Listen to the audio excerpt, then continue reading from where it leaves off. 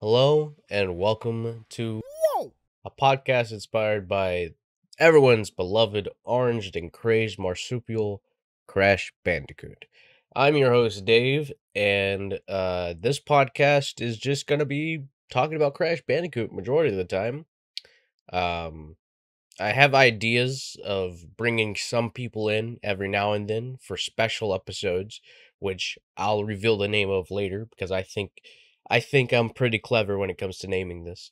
Um, but yeah, so this is just gonna be talking. This podcast is just gonna be me talking about Crash Bandicoot, how I got into it. For this first episode, is gonna be about how I got into it, my favorite Crash game, and the thoughts on the franchise as it is right now.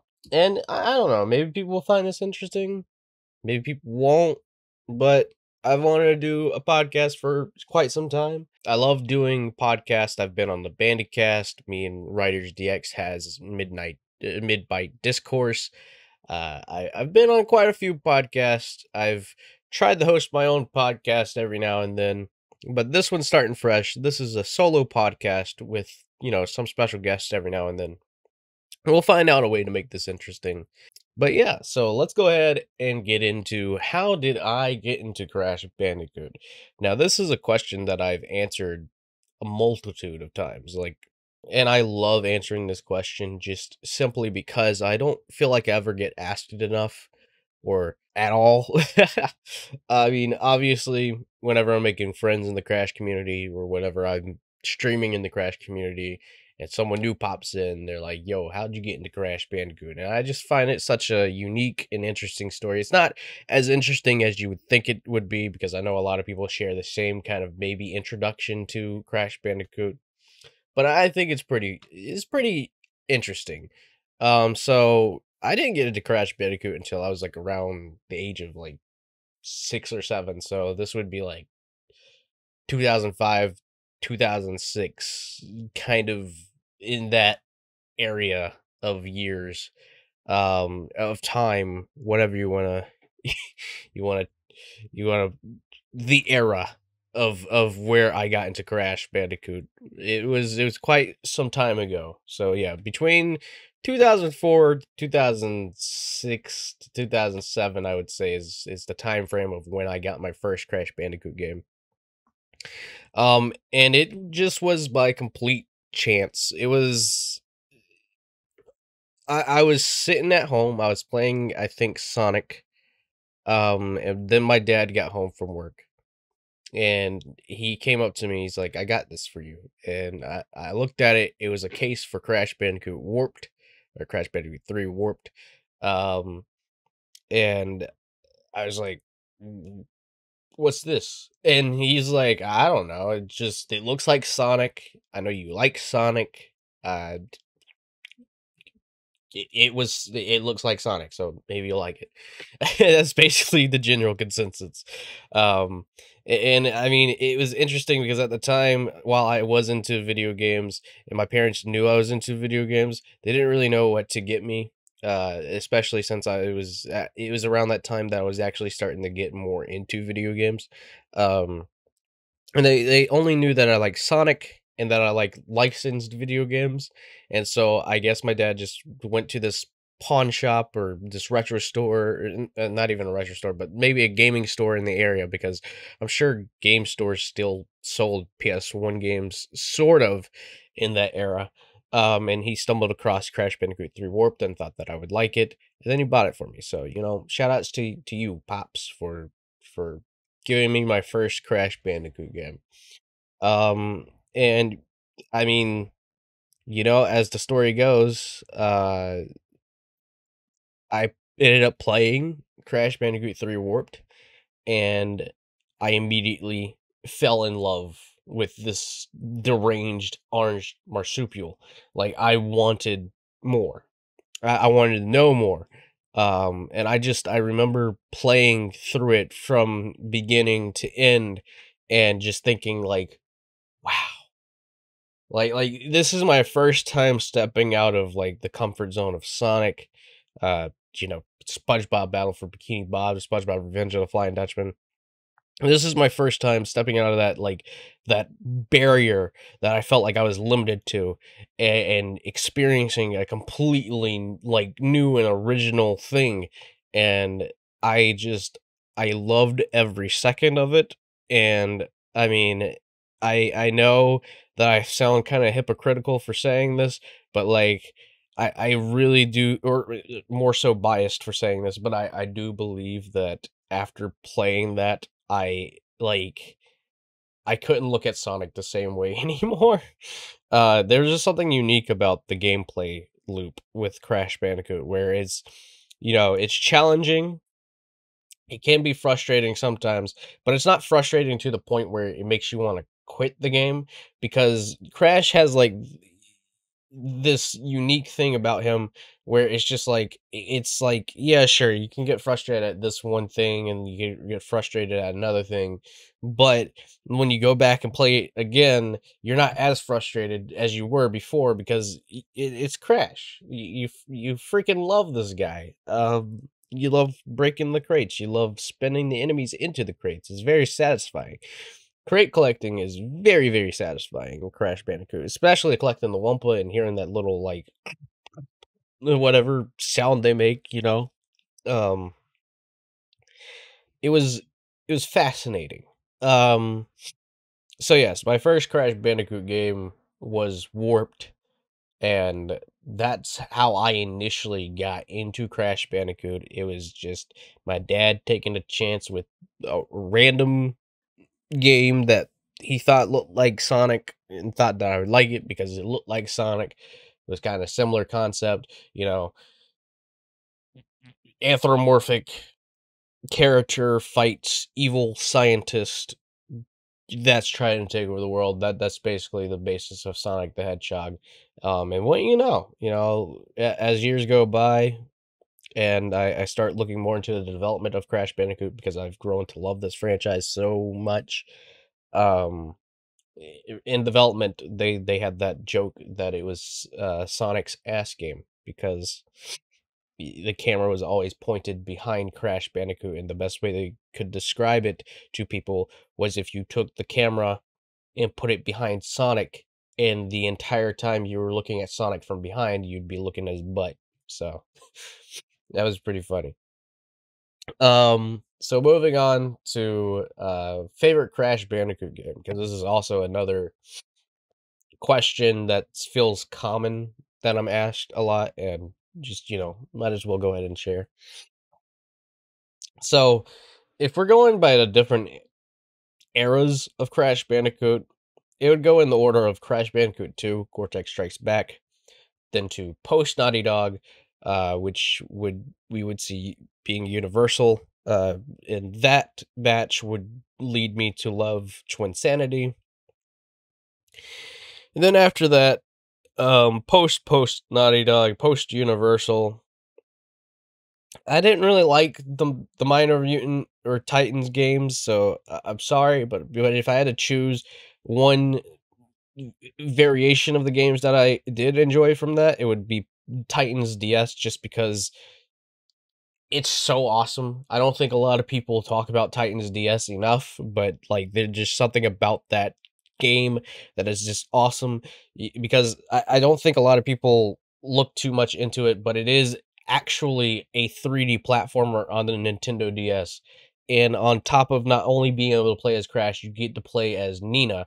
And it really gave me those like Sonic Adventure 2 kind of vibes, where you get to choose, or you get to play between the villain and the hero, and I thought that was the coolest thing ever. So if I had to choose my favorite game from there, it'd definitely be Titans DS.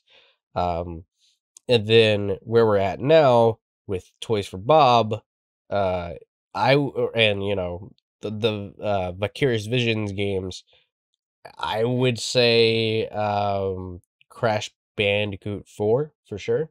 I mean, I really do love Rumble. Don't get me wrong. Rumble's great. I play that game back to back, back to back every single time I get a chance to. Um, but yeah, no, it's great. It's great. But if we're talking about of all time, that's a hard one. That's a real hard one, because Crash Bandicoot 2 Cortex Strikes Back and Crash Bandicoot 4 It's About Time kind of go hand in hand for me personally. I know a lot of people don't really like Crash Bandicoot 4 It's About Time because of the difficulty spike. There are some parts that it feels unnecessarily difficult, but Crash Bandicoot 2 Cortex Strikes Back, I almost said it's Cortex About Time. um it's just that game shows that the developers knew, Naughty Dog knew what Crash was supposed to be, and they finally figured out a gameplay loop that works well. Because if you look at Crash Bandicoot, the first one, and I'm gonna, this is a fact, and I want you to, if you've made it this far into this episode of the podcast, I want you to find someone in your friends list or just a random person. I want you to ask them if they've ever played Crash Bandicoot and if they liked it, or if they've ever played a game outside of the first Crash Bandicoot. Be more specific about that. And if they say they played Crash Bandicoot and they haven't played a game since the first Crash Bandicoot, the general consensus is that I think and I believe that a lot of people play the very first Crash Bandicoot game and they think that, oh, this is what the rest of the Crash Bandicoot games are like, aside from Crash Team Racing. And then they never just, they just never play the rest of the franchise. And I've had that happen like a total of like maybe 3 times where I've expressed my likeness for Crash Bandicoot, and people were like, "Oh yeah, I love Crash Bandicoot. I played the first game, and then like I just stopped because it was too hard, and I didn't want to continue the rest of the series." And I just feel like that's like the most common thing for people. I don't think they continue playing Crash Bandicoot because they heavily believe that the rest of the games are exactly like the first game. But Crash Bandicoot 2, where it's about Cortex again. Crash Bandicoot Tour. Why am I saying Tour? Crash Bandicoot 2 Cortex Strikes Back is just an insane, pun intended, an insane step up from Crash Bandicoot 1. Because not only was it done a year later after Crash Bandicoot, but like it's like a completely different game compared to the first one. The first one's very limited in what they could do. So it's just, hold forward, press jump, spin boxes, all that kind of stuff. But then they came out with Cortex Strikes Back, and you got a slide button, you got a belly flop. The graphics look 10 times better than what it did in the first one. You have like bosses that actually try to do something. You have really good level design. It's so much more advanced than the first one, and it's crazy to see how like quickly it evolved into something even more fun. And I think that Crash Bandicoot 2, it's about time. It's about time. It is like 9:12. I just woke up and I wanted to record an episode for the podcast. So give me give me some slack. All right. But yeah. Cortex Strikes Back is probably my favorite Crash Bandicoot game of all time, just because the technical marvel that it is, but also just because it's just so much fun to replay over and over. It's got like the right amount of challenge. It's got like the right amount of progression. It just feels perfect. Now, I know a lot of people like Crash Bandicoot 3 Warped, and you would think that it being my first game, I would like it more than 2, but I feel like the third game just holds your hand too much, if I'm being honest. It just doesn't feel right, and then the vehicle and actual, like, platforming level ratios just feels completely off to me, and I just don't really like it that much. But, if you're curious about the order that I played the Crash Bandicoot trilogy in, I played it in backwards, because it wasn't until, like, a few years later, maybe I don't know, 2008, 2009, when I realized that there were more Crash Bandicoot games. outside of Warped, because I don't think I knew that it was Crash Bandicoot 3 when I first started playing it. But I found out there was Cortex Strikes Back and then obviously the first one.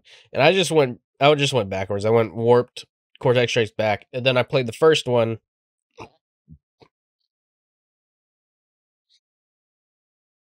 And then that's when I was like, oh. I mean, obviously my opinion on the first one has changed quite a lot since then, but back then I did not like the first Crash Bandicoot that much. Um, but yeah, no. So shout outs to you, Cortex Strikes Back. You the best. Um, but yeah, no. So I just want to say thank you if you've made it this far into the episode. I hope what I've been talking about has been interesting to you, and if you do enjoy this, I would like to encourage you to subscribe, click that like button if you're on YouTube, and I don't know where else I'll try to publish this podcast. I'll try Spotify, I'll try Apple Podcasts. Um and then I think there's I think there's quite a few other podcast platforms that I could try and publish this to. So we'll see. Um, but before we close off this episode, there is one last thing that I feel like I want to talk about. And it is thoughts on the franchise as of right now. As I know, a lot of people have some concerns for Crash Bandicoot, the future of Crash Bandicoot. Um, and I feel like I wanted to talk about what I feel about Crash Bandicoot right now and how I feel things are gonna go out. Like, and I'm no expert when it comes to things, but I just want to give my own thoughts and opinions on something. Just because, while I'm not a big part of the fan base, I do want to include myself in the fan base sometimes. So, Crash Bandicoot right now is in an interesting place because while we did get Crash Bandicoot 4, It's About Time, which is a complete love letter to the original trilogy, despite if the difficulty is, way off to some people, It's About Time continues where the trilogy left off. Because there's like a huge time skip and whatnot, but um, it, I know a lot of people are skeptical because they did that. And some people liked it, some people didn't like it. Some people said that they played it too safe. Um, but now we go from Crash Bandicoot 4, It's About Time to Crash Team Rumble, and this is like a completely new take on multiplayer games in general, and it's just a completely new take on multiplayer game when it comes to Crash Bandicoot. Um, Not a lot of people are enjoying it. Not a lot of people are liking it. Mostly because of the price tag that it has to it. You look at it and you're like, "Oh yeah, this should be a free to play game."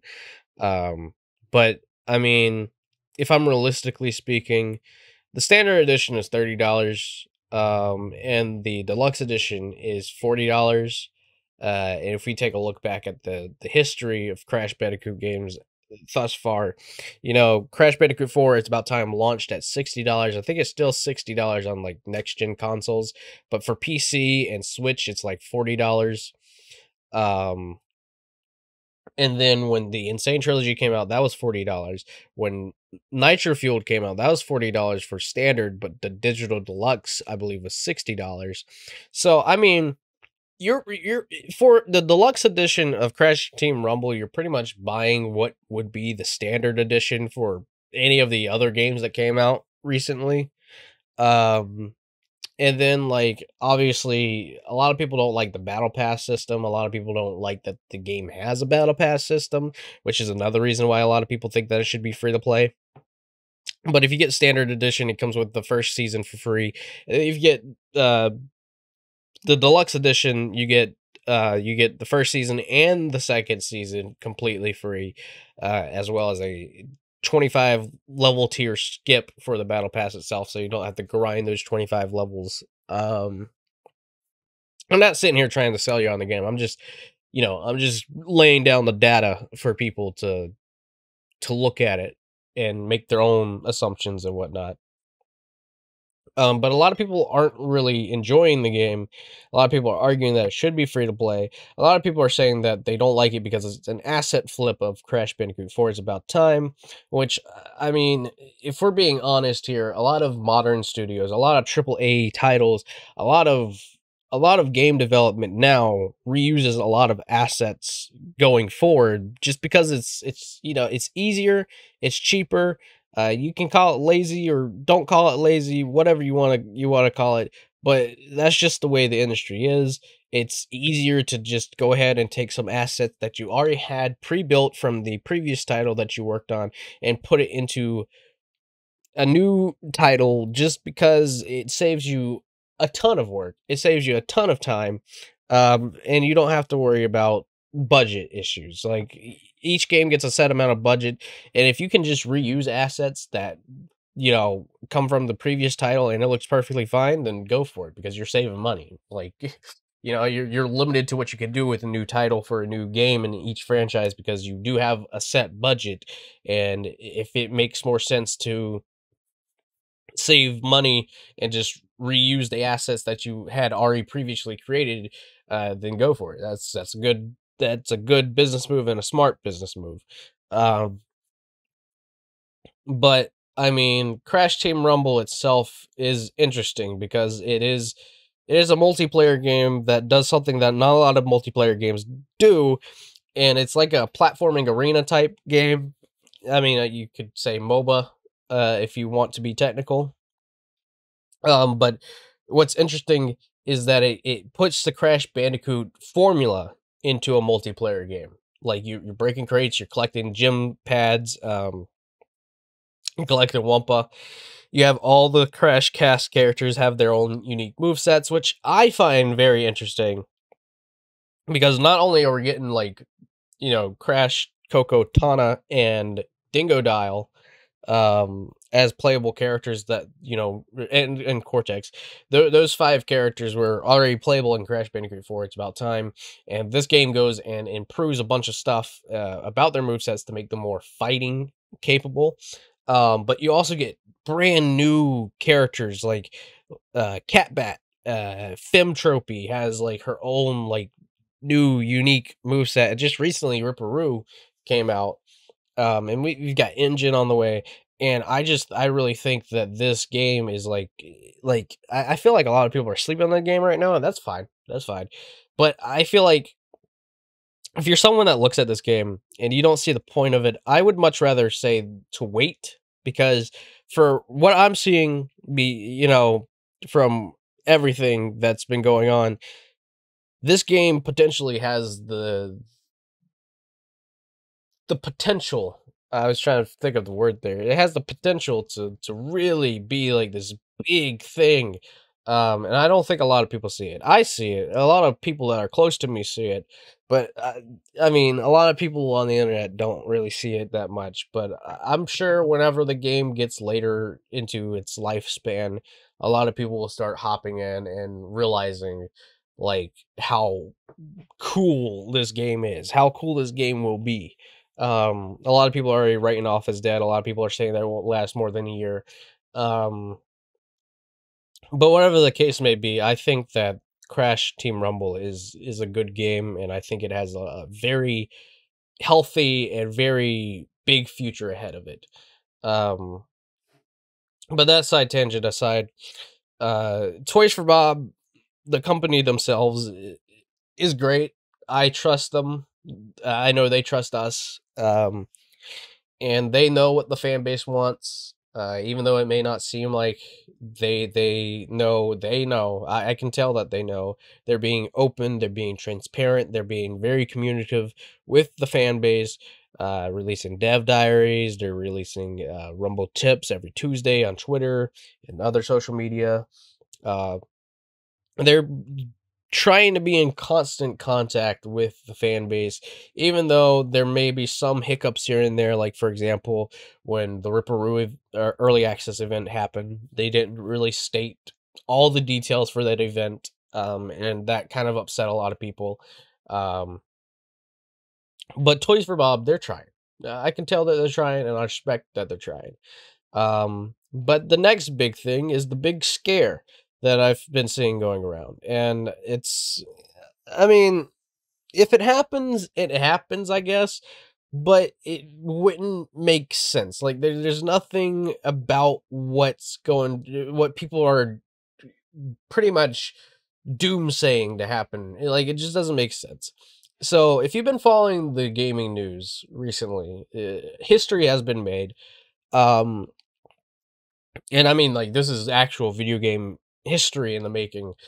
Microsoft has won the right to buy Activision. Now they're currently waiting to acquire Activision because they're waiting for the UK CMA to go through and approve it on like a negotiation that they can both come to terms with and agree with.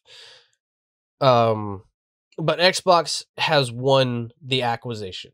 Like, they can acquire Activision at any point in time from now to October 18th, and they get all of Activision.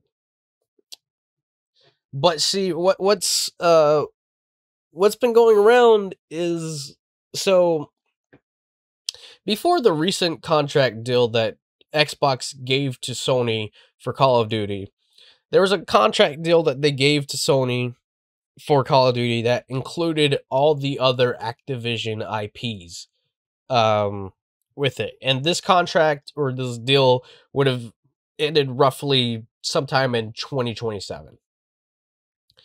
All right. Now, the recent deal that they got with Sony for Call of Duty is this 10-year contract. And you may be thinking, why am I talking about Call of Duty when this is about Crash Bandicoot? I'll circle back around to that in just a minute. But see, the issue with this contract that a lot of people started pointing out is saying that this contract only means that Sony gets only Call of Duty. All the other IPs that Activision has are up to Microsoft, whether or not they're going to be exclusive or not. And a lot of news sites, I'm going to blame a lot of news sites here. I'm not going to name any news sites, but I'm going to blame a lot of news sites, and I'm going to blame a lot of big tubers for putting this kind of like irrational fear spin on things. Because a lot of people are looking at this, and the headline's going, Xbox could make Crash Bandicoot and Spyro and all these other IPs console exclusive. Xbox could.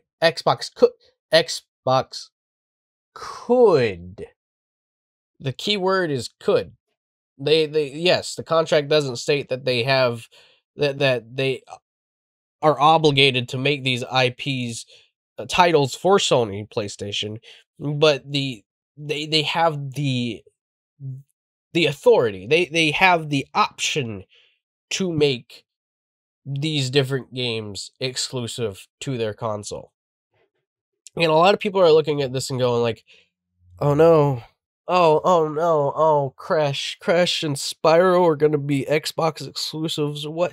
Why are you doing this? And nothing really states that they will be. And again, I'm not an expert when it comes to things. But I'm just thinking logically about this. If there's any reason for them to make Crash and Spyro exclusive to the consoles, to the Xbox console, I just don't see where that, where that makes sense. Because if we talk about if we bring up the datas, right? If we bring up the statistics, the data, I'm not sure where people are pulling this from, but I've read a lot of people have told me that Crash and Spyro, when it comes to those games, even being multi-plat, they sell the worst on Xbox. They sell the most on PlayStation and Switch. But when it comes to Xbox, it's always the least selling platform for both of those franchises.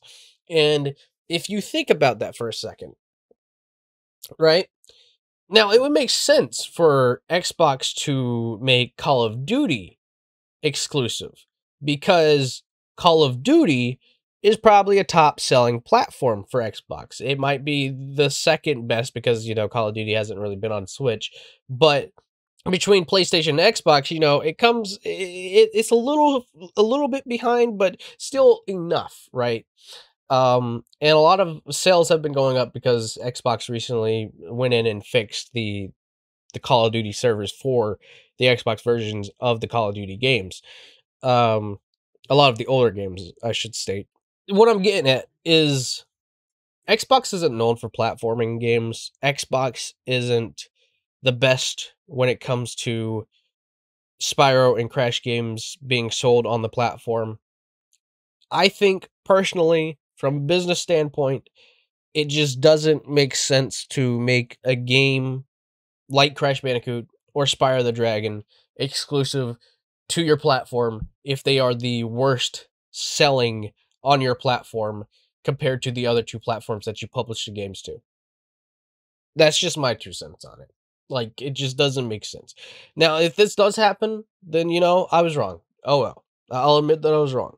But just looking at it logically and realistically, it doesn't make sense. The only thing that could potentially be exclusive to Crash and Spyro on Xbox are like the cosmetics. Like, for example, how Crash Bandicoot 4 It's About Time got those exclusive PlayStation skins for both Crash and Coco, as well as Crash Bandicoot, as well as Crash Team Racing Nitro Fueled, where they got the exclusive classic course and the exclusive classic skins with the exclusive classic kart skins as well.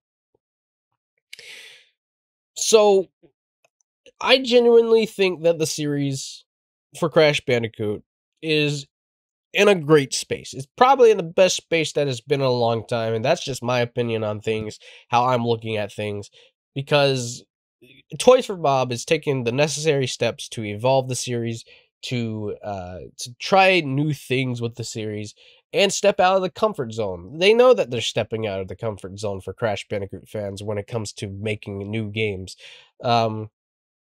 And I'm very excited to see what this future for Crash Bandicoot entails, whether it be new characters, another spin-off title, whatever. I'm all for it, and Toys for Bob has my full support for this. But yeah, so that little rant aside, I think I'll call it there. That's been the first episode of Whoa! Let me know what you guys thought of it in the comments below, I guess. And then I don't know what I'll do for the next one. We'll figure that out as we go. But until next time, thank you guys so much for listening, and I hope you have a wump-tastic time. Yeah, we'll end on that.